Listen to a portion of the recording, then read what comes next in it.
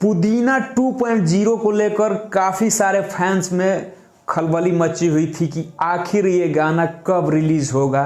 कुछ फैंस तो ये भी कह रहे थे कि ये गाना 2023 में लॉन्च होगा, क्योंकि टीजर में ये लिखा गया था बिगेस्ट हिट 2023 पुदीना 2.0, यानी कि ये 2023 का गाना करार दिया गया था टीजर में।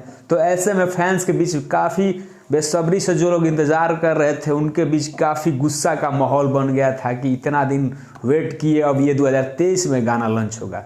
तो फाइनली आपको बता दें कि पुदीना 2.0 का रिलीजिंग डेट आप लोगों के बीच आ गया है, वो भी कल रिलीज होगा, यानी 29 सितंबर को सुबह 8 बजे वेव कंपनी के ऑफिशियल यूट्यूब चैनल पे लॉन्च होने जा रहा है। जी हाँ, भोजपुरी इंडस्ट्रीज का सबसे बड़ा गाना पुदीना, जिसका सीक्वल 2 यानी पार्ट 2 कल सुबह 8 बजे वेव म्यूजिक के ऑफिशियल चैनल से लॉन्च होने जा रहा है।